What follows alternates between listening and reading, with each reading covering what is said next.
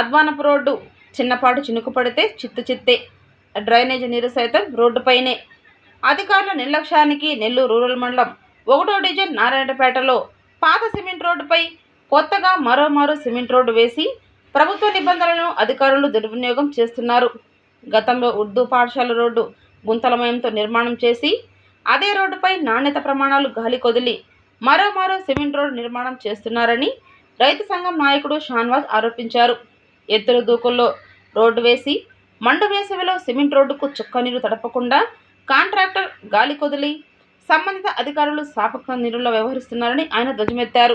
Contractor చేయవలసిన పని స్థానిక ప్రజలు స్వచ్ఛందంగా సిమెంట్ రోడ్డును నీటితో తడుపుకుంటున్నారని గుర్తు చేశారు. లక్షల రూపాయలతో రోడ్డు పనులు కాంట్రాక్ట్ తీసుకున్న కాంట్రాక్టర్ కనుచూపు మేర కనబడటం లేదని ఎద్దేవా చేశారు. జిల్లా కలెక్టర్ నాణ్యత లేకుండా నిర్మాణం చేస్తున్న సిమెంట్ రోడ్లపై ప్రత్యేక దృష్టి సారించి ప్రజాధనాన్ని దుర్వినియోగం కాకుండా కాపాడాలని కోరారు. ఆంధ్రప్రదేశ్ రైతు సంఘం జిల్లా అధ్యక్షుడిని.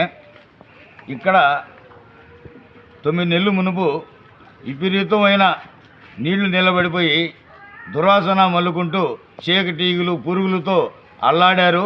ఇక్కడ జనాలు మొత్తం కూడా 10,000 మంది జనాభా నివసించే ప్రాంతం ఇదని చెప్పేసి మేము మొత్తం కూడా అధికారులకి, ఎమ్మెల్యే గారికి, కమిషనర్కి అందరూ కూడా మొరబెట్టున్న సందర్భంలో ఈ రోడ్డు శాంక్షన్ చేశారు.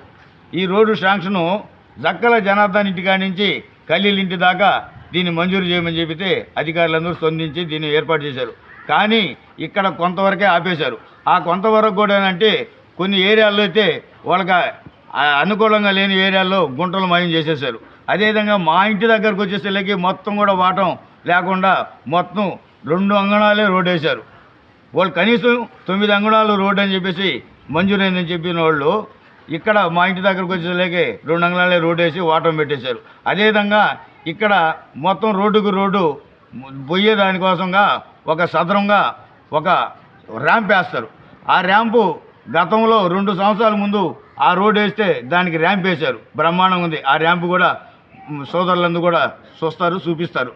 ఆ విధంగా ఇబ్బందులు పెట్టి కాంట్రాక్టర్లు కానీ అదే కానీ ఇక్కడ పనిచేసిన వర్కర్లు కానీ సరిగా లేరు. 4 రోజులైతే కనీసం నీళ్లు తడిపే దానికోసం కూడా ఎవరు రాకపోతే ప్రతి ఇంటికి వాళ్ళు ఎదురుగా ఉండే వాళ్ళకి తడుపుకోమని చెప్పేసి నేను చెప్పి వాళ్ళ చేత తడిపిస్తున్నాను. కనీసం తడిపేదానికి కూడా మనుషులు లేరు. నాణ్యత లేదు.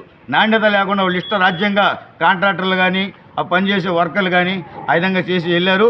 ఒక పక్క ఎమ్మెల్యే గారు మేము నిజాయితీగా నీటుగా మొత్తం కూడా చేయండి, ఎటువంటి లోపం లేకుండా చేయండి అని చెప్పేసి ఆయన ఒక పక్క చెప్పుతున్నా ఇక్కడ ఉన్నత అధికారులు కానీ కాంట్రాక్టర్లు కానీ ఈ వర్కర్లు కానీ మొత్తంగా వేస్ట్గా ఈ రోడ్డు అంతా కూడా చేశారు. ఊళ్ళో వేసిన రోడ్లన్నీ కూడా అదే పరిస్థితి ఉంది. అందుకోసం ఇప్పుడు మనం చూస్తూ ఉన్నాం, ర్యాంపు లేకుండా ఉంటే బండ్లు ఎట్టెళ్ళాలా, ఏం చేయాలా, అటువంటి పరిస్థితి ఉంది. దీనికి ఎమ్మెల్యే గారు వెంటనే స్పందించి వెంటనే వాళ్ళని అధికారులు పిలువనంపించి వాళ్ళ మీద చర్య తీసుకోవాలని చెప్పేసి ఎమ్మెల్యే గారిని కోరుతున్నాం. అదేవిధంగా సౌట్ కాలువ సమస్య ఉంది. సౌట్ కాలువ నుంచి నీళ్లు వెళ్ళడం లేదు, చెత్తా చెదారం నిండిపోతుంది. దాన్ని పెట్టమని చెప్పేసి మేము మంత్రిగా నారాయణ గారు ఏర్పడినప్పుడు చెప్తానే ఉన్నాం. అయ్యా ఇక్కడ 10,000 జనాభా నివాసించే ప్రాంతం కనీసం 10 మంది వర్కర్లు ఉండాలంటే ఇప్పటికి వేయలే. 2 వర్కర్లు ఉన్నారు, వాళ్ళు సరిగ్గా పనిచేయరు. దోమలు విపరీతంగా కుడుతున్నాయి. ఈ దోమలు విపరీతంగా కుట్టి మేమేం పడుకున్నామో ఎండబడినాక కమిషనర్ గారు మఠానికి 5 గంటలకు వచ్చేసి ఊరికనే నిన్న వచ్చి వెళ్ళిపోయినారు. ఆయనకంటే దోమలు కుట్టవు కాబట్టి.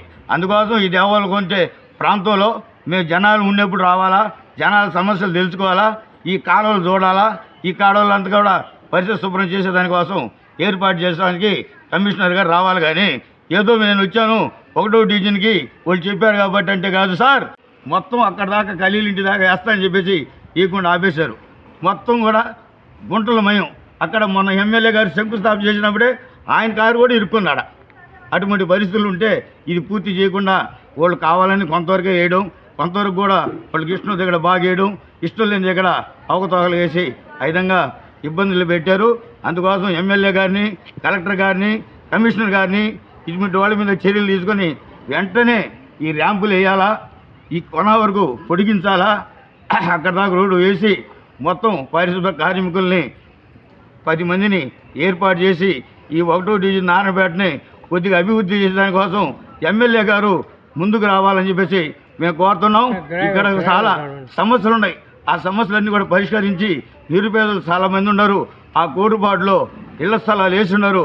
ఆ కోటుబాటులో ప్రతి ఒక్కరి బాడిగల్లో ఉన్నోళ్ళకి ఇళ్ల స్థలాలు ఇచ్చి వాళ్ళందరూ కూడా ఆదుకొని మొత్తం 1వ డివిజన్లో సిమెంట్ రోడ్లు, సౌట్ కాలువలు, కరెంటు స్తంభాలు వేయాలని చెప్పేసి ఎమ్మెల్యే గారిని ఉన్నతాధికారులందరినీ కూడా కోరుకుంటున్నాం.